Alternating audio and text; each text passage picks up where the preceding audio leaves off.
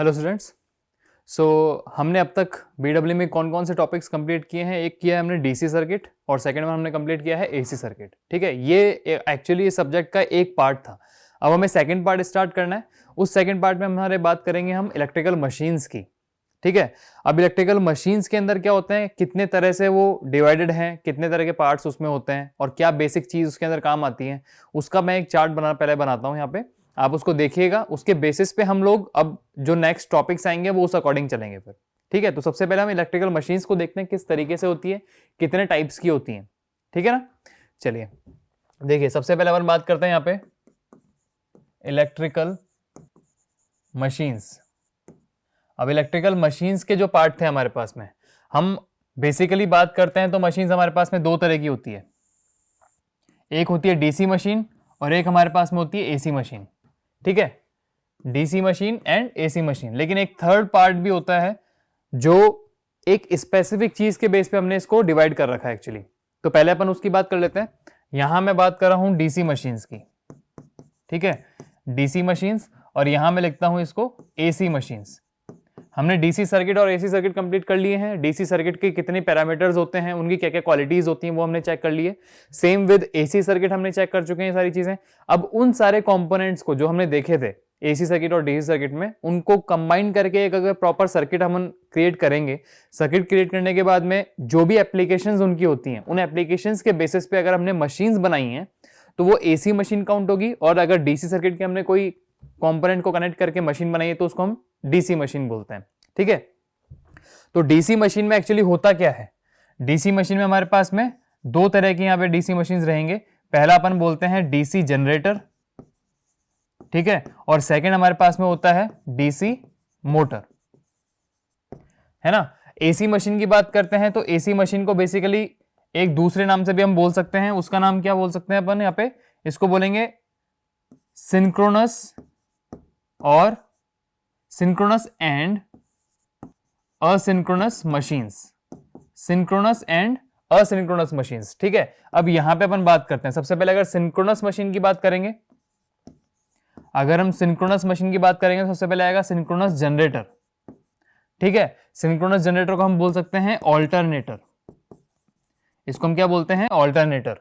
ठीक है, और दूसरा हमारे पास में क्या है, सिंक्रोनस मोटर।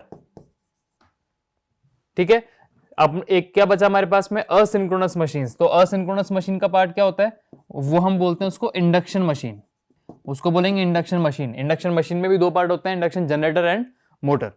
इसके अलावा एक थर्ड पार्ट हमारे पास में आता है, उसको हम बोलते हैं ट्रांसफॉर्मर। ट्रांसफॉर्मर, ठीक है, ये भी बेसिकली एक एसी मशीन का ही पार्ट होता है। ये एसी मशीन का ही पार्ट होता है, बट जब हम इनको कैरेक्टराइज कर रहे होते हैं इस तरीके से, तो हमने इसको थर्ड पार्ट में बोला है कि एक ट्रांसफॉर्मर जो है वो थर्ड पार्ट है। एक हमारे पास में एसी मशीन होता है, एक डीसी मशीन होता है, third one is your transformer. तो अभी हम जो स्टार्ट करेंगे वो ट्रांसफॉर्मर स्टार्ट करेंगे। उससे पहले मैं ये बताना चाह रहा हूं कि जिस तरह से हमने इनको डिवाइड किया है, AC machine, DC machine and transformer, तो इसका रीजन क्या था, क्या वो एक बेसिक पॉइंट है जिसके बेस पे ये सारी चीजें डिवाइड हुई हैं। ठीक है, तो देखिए वो एक मेन चीज है कि एक साइंटिस्ट हमारे पास में था जिनका नाम है माइकल फैराडे। माइकल फैराडे ने एक हमको लॉ दिया जिसको बोलते हैं Faraday's law of electromagnetic induction. ठीक है, फैराडे ने जो लॉ दिया है हमें, उस लॉ के बेसिस पे पूरी इलेक्ट्रिकल मशीन्स हमारे पास स्टार्ट हुई। एसी की बात कर लो आप, डीसी की बात कर लो या आप ट्रांसफॉर्मर की बात कर लो, ये जितने भी हमारे पास में मशीन्स हैं, ये सारे मशीन सिर्फ एक ही लॉ पे डिपेंडेंट हैं, जो कि है Faraday's law of electromagnetic induction. ठीक है, तो हम सबसे पहले उस लॉ को देखते हैं, वो लॉ होता क्या है, और उसके बेस पे हम फिर देखेंगे कि ये जो कैरेक्टराइज हमने किया था इनको, वो क्यों किया था। तो सबसे पहला टॉपिक हमारे पास में जो आज का है वो क्या रहेगा, Faraday's law of electromagnetic induction. Faraday's law of electromagnetic induction. Electromagnetic induction, Faraday's law of electromagnetic induction में इसने क्या बोला एक्चुअली, माइकल फैराडे ने ये बोला, उसने एक्चुअली एक एक्सपेरिमेंट किया। जैसा हमने एसी और डीसी सर्किट में देखा है कि हमने एक कंडक्टर को उठाया, ठीक है, उस कंडक्टर में हमने एक एक्सटर्नल फोर्स, जिसको हम बोलते थे कि हमने एक डीसी वोल्टेज सोर्स जो या फिर एसी सोर्स को हमने अप्लाई किया।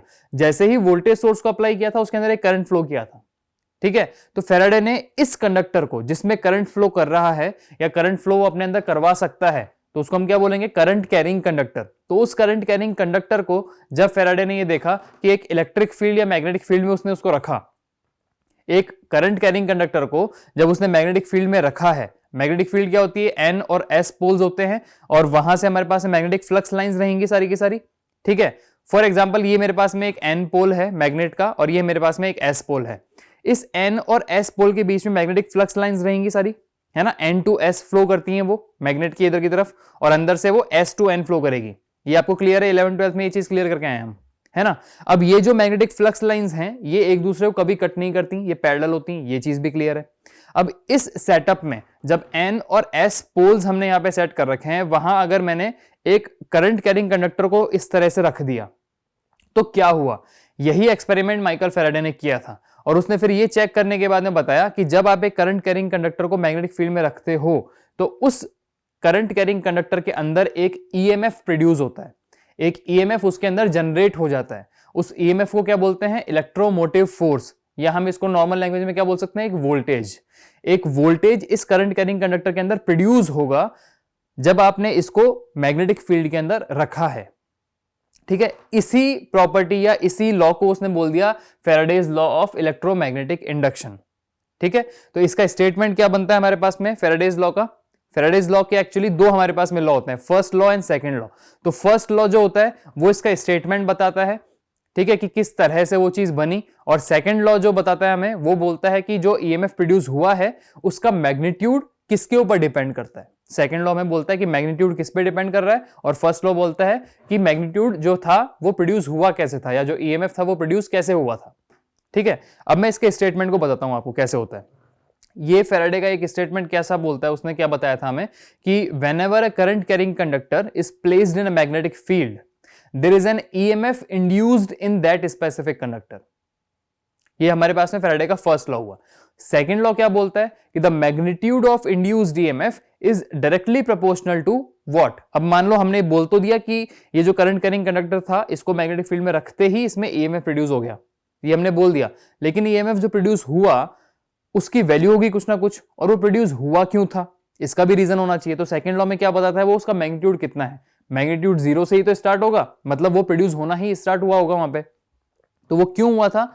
सेकेंड लॉ क्या बोलता है कि the magnitude of induced EMF is directly proportional to rate of change of flux linkage. ये जो मैग्नेटिक फ्लक्स लाइंस हमारे पास में आ रही थी, ये मैग्नेटिक फ्लक्स लाइंस इस करंट कैरिंग कंडक्टर के साथ में किस तरह से कनेक्ट कर रही थी एक दूसरे के, ठीक है। अगर ये हमें इस तरह से कनेक्ट कर रही है तो कनेक्ट करने के बाद में उसके अंदर कितना कनेक्शन हुआ, ये फ्लक्स लिंकेज कितना हुआ, ये फ्लक्स लाइंस इस करंट कैरिंग कंडक्टर के साथ में कितना लिंक कर रही है, ठीक है। अगर जितना भी लिंक करेगी उसके बेसिस पे उसका मैग्नीट्यूड हमारे पास में चेंज होता रहेगा, मैग्नीट्यूड उसी पे डिपेंड कर रहा है डायरेक्टली, ठीक है। तो यहां पे मैं दोनों स्टेटमेंट एक बार लिख देता हूं, आप वो देखिए।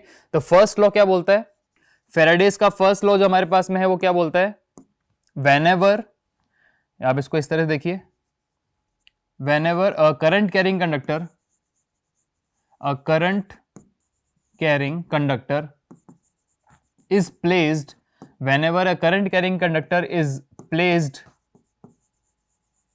in a magnetic field, placed in a magnetic field, whenever a current carrying conductor is placed in a magnetic field, there is an EMF, there is an EMF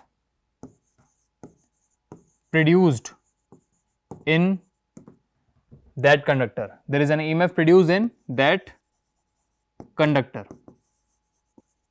जब भी एक करंट कैरिंग कंडक्टर को हमने magnetic field में रखा है तो magnetic field में रखते ही उसके अंदर क्या हो जाएगा, एक ईएमएफ जो होगा प्रोड्यूस हो जाएगा, ठीक है। अब सेकंड लॉ क्या बोलता है कि वो जो ईएमएफ प्रोड्यूस हुआ उस ईएमएफ का मैग्नीट्यूड, सेकंड लॉ क्या बोलता है, सेकेंड लॉ ऑफ फैराडे हमें यह बोलता है the magnitude of induced EMF, the magnitude of induced EMF is directly proportional to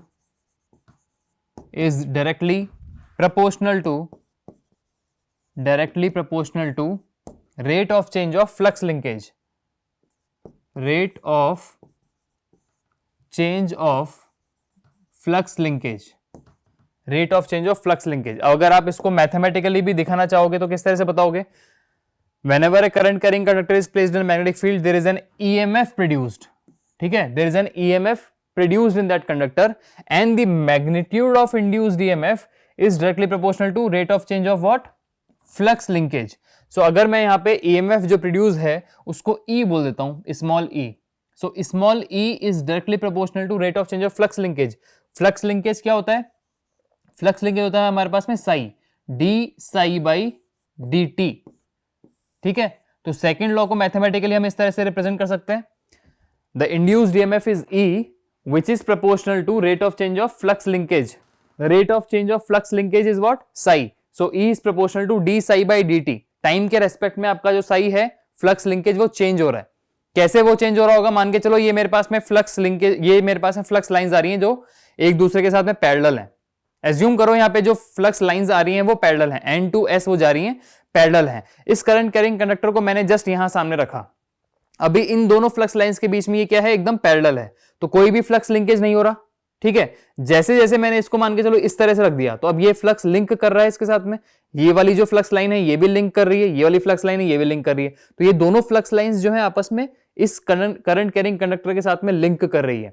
अब मान के चलो मैंने इसको इस तरह से रख दिया तो मैक्सिमम लिंकिंग हो रही है। मान के चलो अगर ये 4 मैग्नेटिक फ्लक्स लाइंस मेरे पास हैं, चारों इस कंडक्टर को अब कट कर रही हैं, जितना कट होगा उतना फ्लक्स लिंक होगा। अभी इस मूवमेंट पे अगर देखा जाए तो मैक्सिमम कट हो रहा है तो मैक्सिमम फ्लक्स लिंकेज हो रहा है। तो जब कंडक्टर को इस तरह से हम रखेंगे उसके 90 डिग्री पे, फ्लक्स लाइंस के 90 डिग्री पे अगर मैंने कंडक्टर को रखा तो उसके अंदर मैक्सिमम ईएमएफ प्रोड्यूस होगा, और अगर मैंने इसको इसके सेम पैरेलली रख दिया तो उसके अंदर ईएमएफ प्रोड्यूस नहीं होगा क्योंकि वो जीरो है, सिंस फ्लक्स लिंकेज ही नहीं है। तो डायरेक्टली हम क्या बोल सकते हैं? Rate of change of flux linkage के प्रोपोर्शनल होता है कि कितना ईएमएफ आपके पास में प्रोड्यूस होके आएगा, या कितना ईएमएफ या कितना वोल्टेज आप जनरेट कर सकते हो।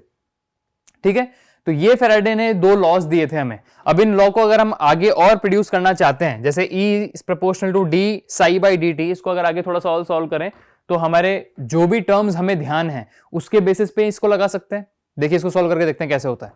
यहां पर हमने क्या बोला, ये फर्स्ट हमारे पास में निकल के आया था E is proportional to d psi by dt। ठीक है, E is proportional to d psi by dt, ये हमारे पास में होगा इक्वेशन नंबर 1। यहां पे जो मेरे पास में ये psi है इसको क्या बोलते हैं हम? Flux linkage. इसको हम क्या बोलते हैं? Flux linkage. ठीक है, अब फ्लक्स लिंकेज जो psi होता है उसको हम और किस तरह से रिप्रेजेंट कर सकते हैं? psi हमारे पास में और क्या होता है? फ्लक्स लिंक कैसे कर रहा है? द नंबर ऑफ टर्न्स आपके पास में कितने हैं कंडक्टर में, और उसके चारों तरफ कितना फ्लक्स प्रोड्यूस हो रहा है, phi। ठीक है, कितना लिंकिंग कर रहा है वो, जो हमारे पास में नंबर ऑफ कंडक्टर्स यहां इस करंट कैरिंग कंडक्टर में थे, उस करंट कैरिंग कंडक्टर के साथ में जितनी फ्लक्स लाइंस अपने पास में लिंक कर रही हैं वो फ्लक्स लाइंस कितनी हैं। तो फ्लक्स लिंकेज क्या हो जाएगा? नंबर ऑफ टर्न्स इनटू आपका फ्लक्स कितना है, फ्लक्स लाइंस कितनी आ रही है। इसको मैं इसको इनडायरेक्टली ऐसे समझाऊं, मान के चलो मेरे पास में एक पेन है, ये एक पेन है, ये पेन की लेंथ इतनी है। जब पेन की लेंथ इतनी होगी तो इसमें नंबर ऑफ टर्न्स जो होंगे वो इतने होंगे। For example 100 number of turns है इस पेन में। अगर इस पेन का सिर्फ कैप की मैं बात करता हूं जिसकी लेंथ इतनी सी है तो उसमें नंबर ऑफ टर्न्स कम होंगे कंपेयर टू दिस। तो अगर मुझे लेंथ के बेसिस पे नंबर ऑफ टर्न्स काउंट हो रहे हैं तो क्या जब मैंने इसको 90 डिग्री पे रखा इस पेन के कैप को, तो क्या ये चारों लाइन मेरे पास में कट कर रही हैं? नहीं कर रही ना, ये चारों लाइन कट नहीं कर रही हैं, सिर्फ बीच की 2 लाइन कट कर रही हैं। ऊपर की और नीचे वाली लाइंस कट नहीं कर रही। क्यों? क्योंकि इसमें नंबर ऑफ टर्न्स उतने नहीं थे कि वो सारे के सारे फ्लक्स लाइंस को अपने अंदर कंज्यूम कर पाए। ठीक है, यही यहां पे बात हो रही है कि फ्लक्स लिंकेज होगा कब? फ्लक्स लिंकेज डिपेंड किस पे कर रहा है कि नंबर ऑफ टर्न्स पे, और उस नंबर ऑफ टर्न्स कंडक्टर्स के साथ में कितना फ्लक्स लाइंस आपकी कट कर रही होंगी। ठीक है, तो psi is your flux linkage which is nothing but n into phi। इसको आप इक्वेशन 1 में रिप्लेस कर दो। अब एक बार देखो, इसको अगर हम यहां पे रिप्लेस कर देते हैं तो कितना हो जाएगा? E is proportional to d n phi by dt। ठीक है, अब ये जो n नंबर ऑफ टर्न्स हैं तो नंबर ऑफ टर्न्स तो कांस्टेंट रहेंगे आपके। जब आपने करंट कैरिंग कंडक्टर को उठा लिया, मैग्नेटिक फील्ड में रख दिया, तो उस टाइम पे तो उसके नंबर ऑफ टर्न्स चेंज नहीं हो सकते। फ्लक्स लाइंस के अंदर अगर आप चेंज करना चाहते हो तो कर सकते हो। वो कैसे चेंज होगा? आपने जो मैग्नेट्स लगा रखे थे N और S पोल्स, उनके मैग्नेटाइजेशन को कम कर दो तो नंबर ऑफ फ्लक्स भी कम हो जाएगा आपके पास में, लेकिन नंबर ऑफ टर्न्स सेम रहेगा। तो वो क्या हो गया? एक कांस्टेंट।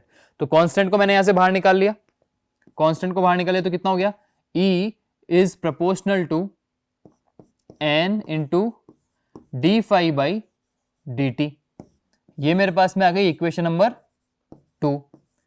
अब इस मूवमेंट पे इक्वेशन नंबर 2 पे जब मैं पहुंचा तो यहां पे मुझे पता चला कि जो ईएमएफ प्रोड्यूस हो रहा था वो किस पे डायरेक्टली प्रोपोर्शनल था, नंबर ऑफ टर्न्स पे और rate of change of your flux d phi by d t पे भी डिपेंड कर रहा है वो। ठीक है, अब यहां से एक लॉ और हमारे माइंड में आता है, वो होता है लेंज लॉ। लेंज लॉ क्या बोलता है, आपने 11th-12th में पढ़ा होगा।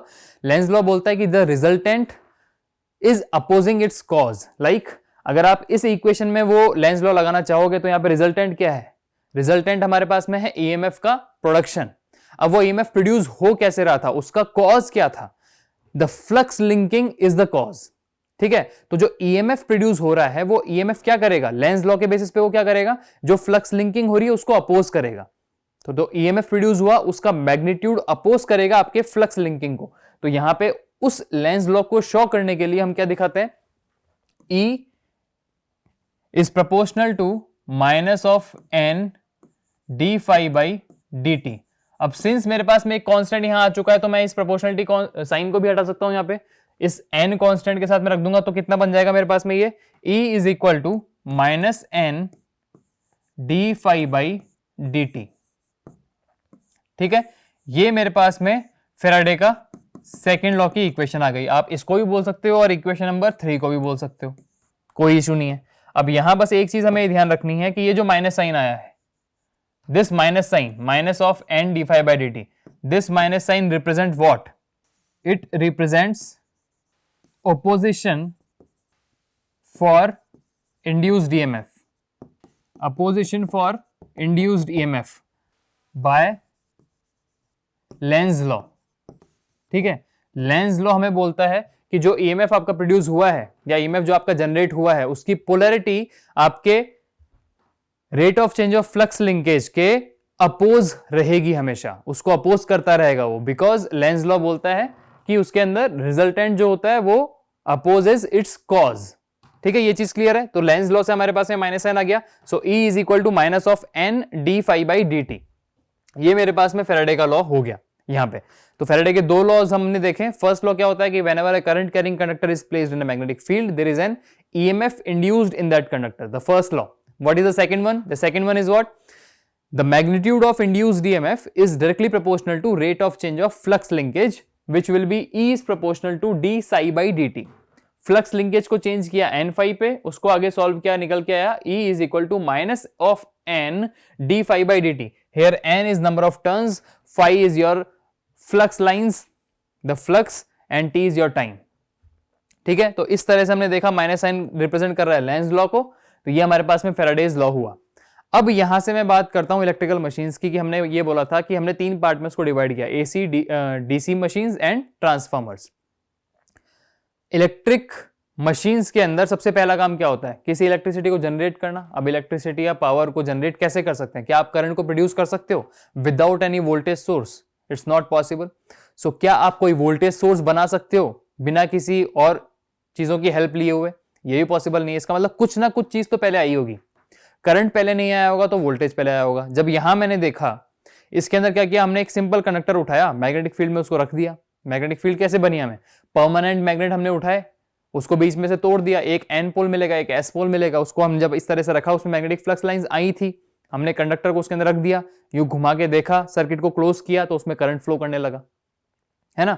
वो जो करंट फ्लो करने लगा था उसके बेस पे हमने क्या बोला था कि इसके अंदर ईएमएफ प्रोड्यूस हो गया है, तभी तो करंट फ्लो किया होगा।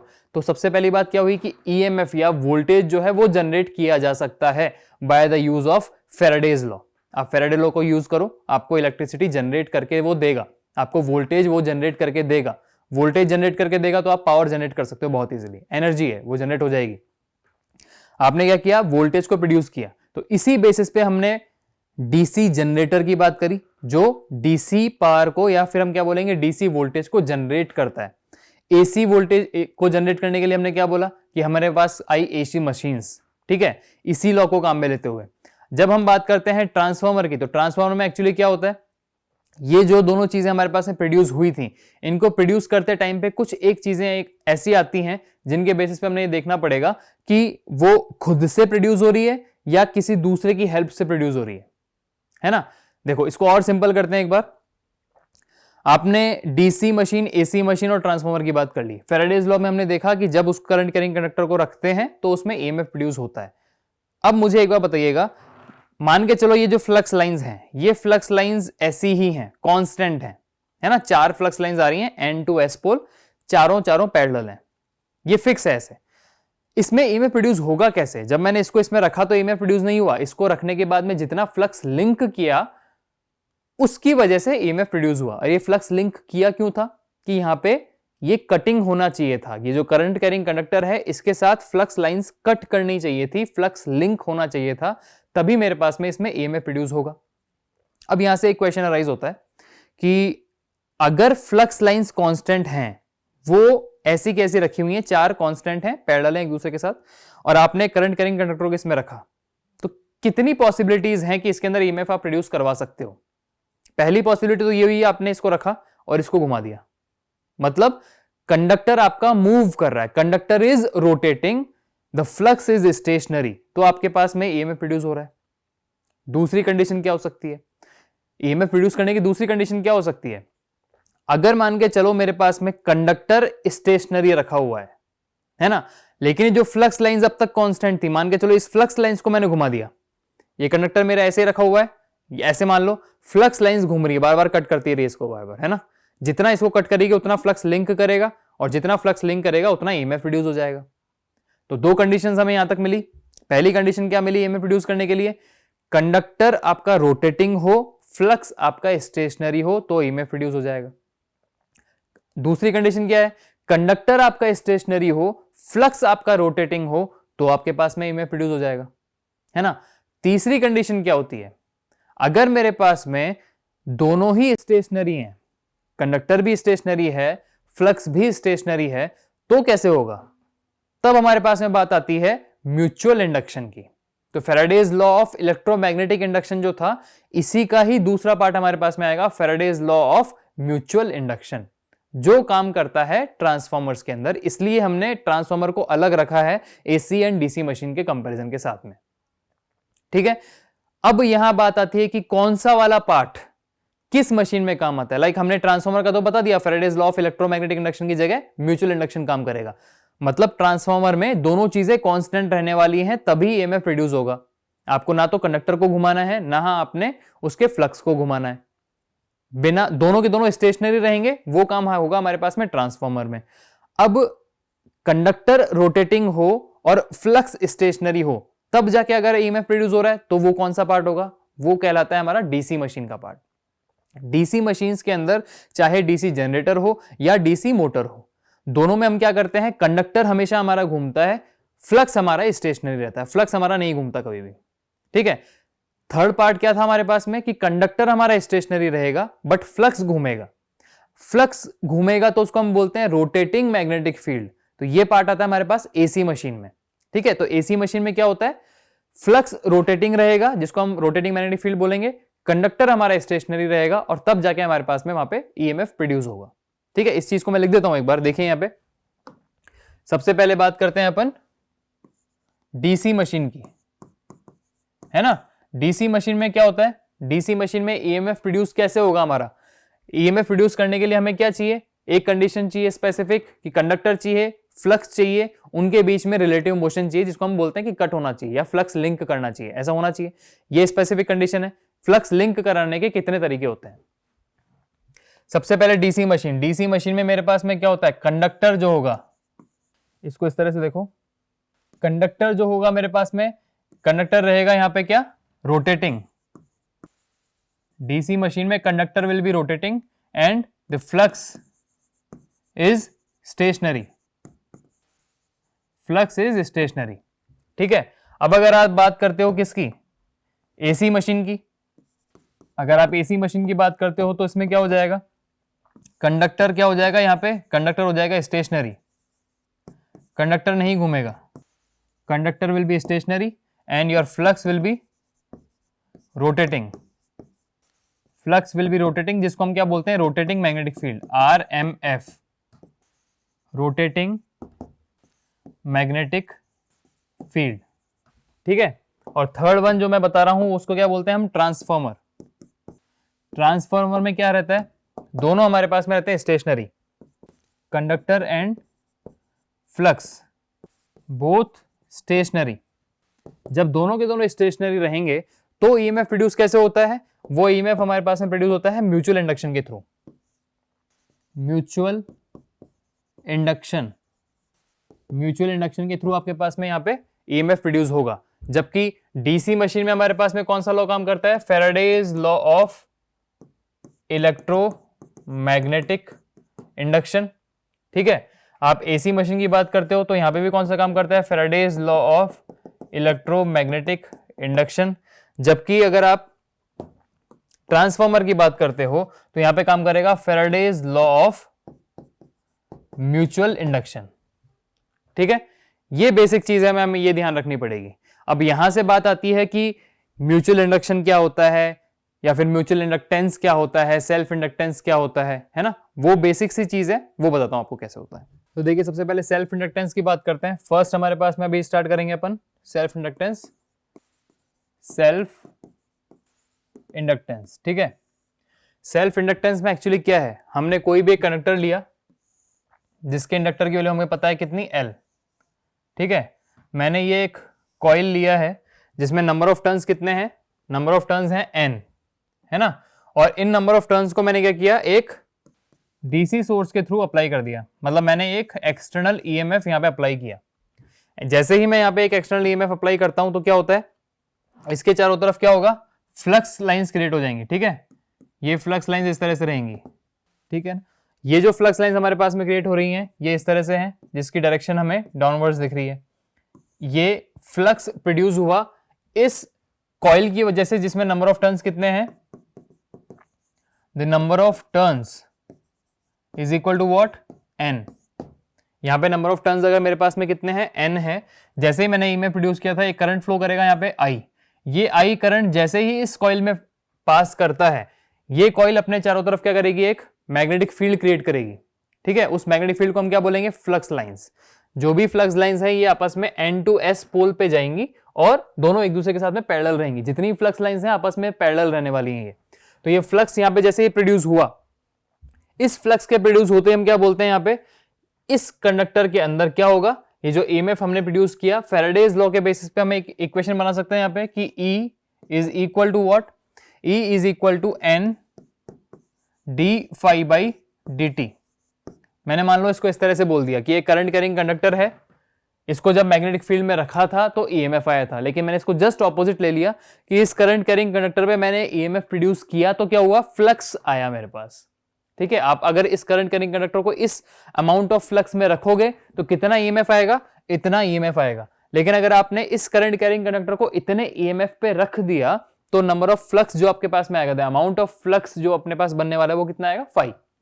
सो E is equal to N d phi by dt। ये हमारे पास में इतना प्रोड्यूस हो गया। अब इसको अगर मैं थोड़ा सा और सॉल्व करना चाहूं, आपको क्या निकालना है, आपने निकालना है सेल्फ इंडक्टेंस। सेल्फ इंडक्टेंस निकालने के लिए क्या करेंगे, देखिए E is equal to what, N d phi by dt। अगर मैं इसको di बाई di से मल्टीप्लाई कर दूं, यहां पे मैंने di बाई di से मल्टीप्लाई कर दिया, कैंसिल आउट कर सकते हैं, कोई फर्क नहीं पड़ता, ठीक है। यहां मैंने इसको थोड़ा सा रिप्लेस किया, E is equal to N d phi by di into di by dt, ठीक है। एक I को मैं इस साइड लिया है तो N into D phi by D i, इसको अपन क्या लिख सकते हैं, N into D phi by D i, इसको अपन लिख सकते हैं L, जिसको हम क्या बोलेंगे, इसका सेल्फ इंडक्टेंस। सेल्फ इंडक्टेंस मतलब इसका कितना अमाउंट ऑफ L हमारे पास में है, ये क्या है हमारे पास में, इंडक्टेंस, ठीक है। तो ये इंडक्टेंस कितना इसका है वो हमें निकला है इस तरीके से। यहां पे अपन इसको आगे और सॉल्व किया, कितना निकल जाएगा, ये देखो E इज इक्वल टू कितना है, N d phi by D i है ना, ये हो गया हमारे पास में E is equal to L into d i by d t, L into d i by d t. अब यहां पे मैं क्या बोल सकता हूं कि जो L था वो L कितना है, N into D phi by D into I. ये मेरे पास में है मेरा self inductance, L is equal to N into D phi by D I. ये मेरे पास में क्या है, मेरा सेल्फ इंडक्टेंस है। सेल्फ इंडक्टेंस मतलब एक करंट कैरिंग कंडक्टर जब था, simple single current carrying conductor पे अपन ने ईएमएफ प्रोड्यूस किया, तो उसका जो इंडक्टेंस है वो इंडक्टेंस कितना होगा, number of turns into d phi by D i. ठीक है, ये अपना हुआ इसका सेल्फ इंडक्टेंस। अब अगर हम म्यूचुअल इंडक्टेंस की बात करते हैं तो कितना बनेगा, सेकेंड हम देखते हैं इसका mutual inductance. Mutual inductance, mutual inductance का मतलब क्या होता है कि अगर कोई भी एक करंट कैरिंग कंडक्टर है, उस पे जब भी ईएमएफ मैंने अप्लाई किया, मान लो ये मेरे पास एक करंट कैरिंग कंडक्टर है, मैंने एक ईएमएफ प्रोड्यूस किया, इसके चारों तरफ अप्लाई किया है एक ईएमएफ अप्लाई करते ही इसके चारों तरफ फ्लक्स लाइंस आई, इसका खुद का इंडक्टेंस क्रिएट हुआ, है ना। अब अगर मान लो इसके साथ में एक और मेरे पास में कंडक्टर प्लेस्ड है यहां पे, तो जब मैंने यहां से ईएमएफ प्रोड्यूस किया था, कुछ करंट फ्लो किया, इसके चारों तरफ इसका खुद का इंडक्टेंस प्रोड्यूस हुआ, जिसको बोला हमने सेल्फ इंडक्टेंस। इस इंडक्टेंस की वजह से ये जो फ्लक्स लाइंस यूं आ रही थी, इसके पेरीफेरी में आ गया मेरे पास में दूसरा कंडक्टर। ये दूसरा कंडक्टर जब इसके फ्लक्स से कनेक्ट किया तो इसके अंदर भी कुछ ना कुछ ईएमएफ प्रोड्यूस हो गया, है ना। तो सेकंड कंडक्टर में जो ईएमएफ प्रोड्यूस हुआ वो किसकी वजह से हुआ, फर्स्ट कंडक्टर की फ्लक्स लाइंस की वजह से। तो इसमें जब इंडक्टेंस प्रोड्यूस होगा तो उसको क्या बोलेंगे, म्यूचुअल इंडक्टेंस। मैंने इसके अब सेकंड वाले कंडक्टर के पास में कोई भी ईएमएफ अप्लाई नहीं किया, कोई भी करंट अप्लाई नहीं किया, स्टिल इसके अंदर एक ईएमएफ और एक इंडक्टेंस प्रोड्यूस हुआ है, जिसको हम बोलते हैं म्यूचुअल इंडक्टेंस। म्यूचुअल इंडक्शन के थ्रू फर्स्ट वाले कंडक्टर की वजह से सेकंड वाले कंडक्टर के अंदर जो मेरे पास में इंडक्टेंस प्रोड्यूस हुआ है उसको हम बोलेंगे म्यूचुअल इंडक्टेंस। तो इसको देखने के लिए क्या करेंगे, देखो मैंने एक सर्किट बनाया सिंपल सा, यहां मैंने एक ईएमएफ प्रोड्यूस किया है, एक ईएमएफ मैं अप्लाई करूंगा किस पे, एक सिंगल कंडक्टर पे। ये मेरे पास में एक कंडक्टर है जिसमें नंबर ऑफ टर्न्स इसके कितने हैं, इसके नंबर ऑफ टर्न्स मान लो मेरे पास में है N1। यहां मैंने एक और कंडक्टर इस तरह से रख लिया जिसके मेरे पास में नंबर ऑफ टर्न्स कितने हैं, यहां पे नंबर ऑफ टर्न्स हैं N2। ठीक है, ये मेरे पास में ओपन है, यहां पे मैंने कोई भी ईएमएफ अप्लाई नहीं किया, यहां पे मैंने ये ईएमएफ जो है अप्लाई किया है।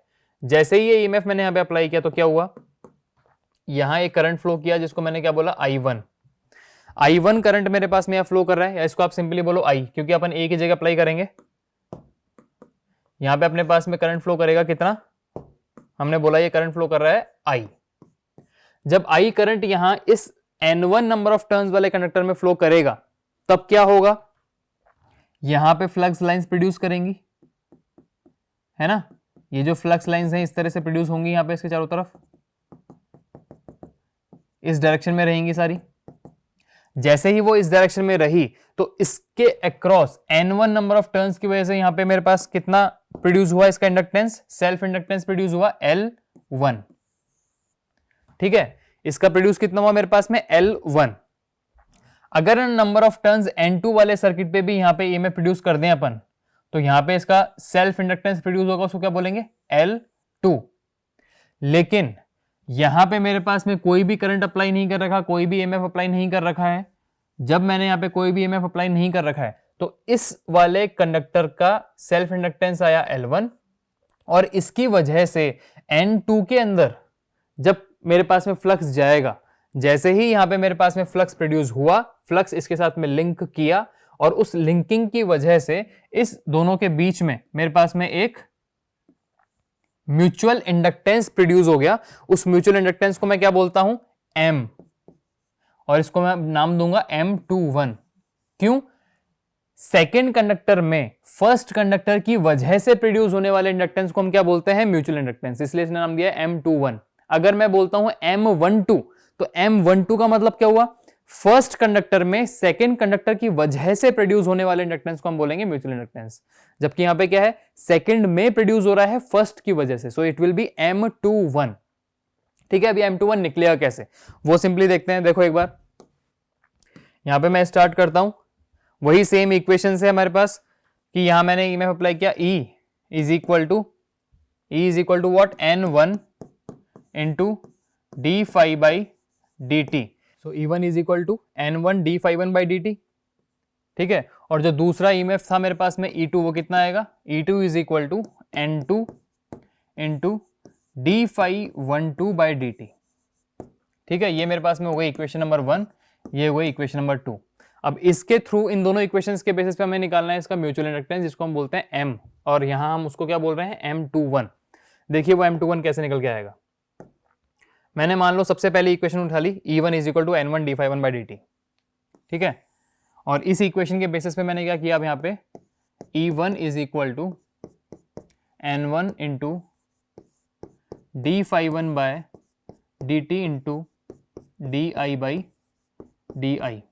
मल्टीप्लाई कर दिया आपने, इसको आगे सॉल्व किया, कितना हो गया, E1 is equal to N1 d∅/di, इसको क्या लिख सकते हैं अपन, L1 लिख सकते हैं। So E1 is equal to L1 into d∅1/dt। ठीक है, ये आपके पास में आ गया आपका सेल्फ इंडक्टेंस L1, और यहां से L1 की वैल्यू अगर निकालना चाहे तो कितनी हो जाएगी, L1 is equal to N1 into di/dt। ठीक है, ये आपके पास में आ गया आपका सेल्फ इंडक्टेंस, और फर्स्ट कंडक्टर में जो ईएमएफ प्रोड्यूस हुआ वो अपने पास में आ गया L1 इंटू d∅1/dt। यहां से अगर आप इक्वेशन नंबर 2 की बात करते हो अगर, तो इक्वेशन नंबर 2 को उठा लो। इक्वेशन नंबर 2 क्या है, E2 is equal to N2 into d∅12/dt, ये इक्वेशन है 2। इसको अगर हमने आगे सॉल्व किया, कितना हो गया, E2 is equal to N2 into d∅12/dt into di/di। इसको आगे सॉल्व करते हैं, E2 is equal to N2 into d∅12/di into di/dt। अब यहां से अगर मैंने रिप्लेस करना है तो जो म्यूचुअल इंडक्शन के थ्रू ईएमएफ प्रोड्यूस हुआ E2, उसकी वैल्यू कितनी हो गई, उसकी वैल्यू मेरे पास में हो गई क्या, M21 into di/dt, M21 into di/dt। ठीक है, और यहीं से अगर मुझे निकालना है M21 की वैल्यू, तो M21 कितना निकल के आया था मेरे पास में यहाँ पे, N2 इंटू d∅12/di। ठीक है, तो ये जो इक्वेशन मेरे पास में है, ये इक्वेशन आ गई मेरे पास में म्यूचुअल इंडक्शन की या म्यूचुअल इंडक्टेंस M21 की, और E2 ये जो इक्वेशन आ गई मेरे पास में, ये आ गई Faraday's law of mutual induction के थ्रू जो ईएमएफ प्रोड्यूस हुआ था हमारे पास में सेकंड वाले कॉइल में। इस वाले कॉइल में जो ईएमएफ प्रोड्यूस हुआ ये E2, इसकी वैल्यू मेरे पास में आ गई कितनी, ये M21 इंटू di/dt। ठीक है, ये चीज क्लियर है, ओके। अब हम बात करते हैं कोएफिशिएंट ऑफ कपलिंग की। लाइक हमने यहां पे क्या देखा, ये जो दोनों कॉइल्स थे आपस में, इसमें नंबर ऑफ टर्न्स थे N1, इसमें नंबर ऑफ टर्न्स थे N2। यहां का सेल्फ इंडक्टेंस L1 रहेगा, यहां का सेल्फ इंडक्टेंस मेरे पास L2 रहेगा, लेकिन दोनों का जो कॉमन रहेगा, जिसको हम म्यूचुअल इंडक्शन बोलते हैं, उसके थ्रू इंडक्टेंस कितना निकल के आया, M21, या फिर उसको हम क्या बोल सकते हैं, M12 भी बोल सकते हैं। अब ये जो कनेक्शन इनका आया था म्यूचुअल इंडक्शन का, वो आएगा हमारे पास में एक कोएफिशिएंट ऑफ कपलिंग की वजह से। मतलब ये दोनों कॉइल्स आपस में एक दूसरे के साथ में कपल कर रहे हैं, वो कपलिंग किस तरह से होती है, तो कोएफिशिएंट ऑफ कपलिंग क्या होता है वो देखते हैं। देखिए, अब बात करते हैं कोएफिशिएंट ऑफ कपलिंग की। Coefficient of coupling, coefficient of coupling क्या होता है, यहां पे आप देखिए, सबसे पहले तो सेल्फ इंडक्टेंस को आप किससे रिप्रेजेंट करते हो, ये इंपॉर्टेंट चीज है, ये भी बहुत इंपॉर्टेंट, ध्यान रखना। सेल्फ इंडक्शन को आप रिप्रेजेंट करते हो L से, म्यूचुअल इंडक्शन को आप रिप्रेजेंट करते हो M से, और कोएफिशिएंट ऑफ कपलिंग को आप रिप्रेजेंट करोगे किससे, कोएफिशिएंट ऑफ कपलिंग को आप रिप्रेजेंट करोगे किससे, K से। ये तीनों चीज ध्यान रखना, बहुत इंपॉर्टेंट है। बहुत बार जब हम कोएफिशिएंट ऑफ कपलिंग पढ़ रहे होते हैं तो उसका जो फॉर्मूला निकल के आता है, उस फॉर्मूले में हम काफी कंफ्यूज हो जाते हैं, बच्चे काफी कंफ्यूज हो जाते हैं। तो आप अभी ध्यान रखिएगा, सेल्फ इंडक्टेंस मतलब क्या होता है, सिंपल L, म्यूचुअल का मतलब होता है M, और कोएफिशिएंट जो भी है उसका मतलब रहेगा K, कांस्टेंट K। ठीक है, तो कोएफिशिएंट ऑफ कपलिंग होता क्या है, कोएफिशिएंट ऑफ कपलिंग ये होता है कि मान लो मेरे पास में दो कंडक्टर्स थे, पहले कंडक्टर के फ्लक्स की वजह से सेकंड कंडक्टर में जो इंडक्शन प्रोड्यूस हुआ वो कितना हुआ, वो बताएगा आपका कोएफिशिएंट ऑफ कपलिंग। या इसको और क्या बोल सकते हैं, इसका दूसरा तरीका बोलने का ये रहेगा कि कोएफिशिएंट ऑफ कपलिंग क्या है, it is a ratio of what, it is a ratio of mutual induction to total inductance, है ना, या टोटल इंडक्शन आप बोल सकते हो, mutual inductance to total inductance जितना भी पॉसिबल है, ये जो रेशियो रहेगा ये आपका कहलाता है क्या, कोएफिशिएंट ऑफ कपलिंग। इसका एक सिंपल सा फॉर्मूला है, वो ध्यान रखिएगा, उसके बेसिस पे कुछ न्यूमेरिकल्स होते हैं, डायरेक्टली आपको वो चीजें दे देंगे, फॉर्मूले में एक पूछ लेगा, बाकी चीजें आपको अवेलेबल रहेंगी। तो देखिए वो फॉर्मूला क्या रहता है कोएफिशिएंट ऑफ कपलिंग का, मैंने क्या बोला, coefficient of coupling K is a ratio of mutual inductance to total, या फिर जितना भी पॉसिबल इंडक्टेंस हमारा हो सकता है सेल्फ, वो कितना है L1 इंटू L2, ठीक है। तो इसको अगर आप और सॉल्व करोगे तो कितना फॉर्मूला आएगा हमारे पास में, जो हमें ध्यान रखना है, M is equal to K under root of L1 into L2, आपको ये फॉर्मूला ध्यान रखना है, ये जो फॉर्मूला है M is equal to K under root of L1 into L2, यहां पे M क्या है आपका म्यूचुअल इंडक्टेंस, K क्या है coefficient of coupling, L1 L2 क्या है आपके सेल्फ इंडक्टेंस दोनों कॉइल्स के, L1 is the self inductance of first coil and L2 is the self inductance of your second coil. So M is equal to K under root of L1 into L2 is the formula for your coefficient of coupling. ठीक है, and what is coefficient of coupling? It is the ratio of mutual inductance to total available inductance जितना भी है circuit में, ठीक है, it is M divided by under root of L1 into L2. तो ये आपका क्या हो गया, कोएफिशिएंट ऑफ कपलिंग।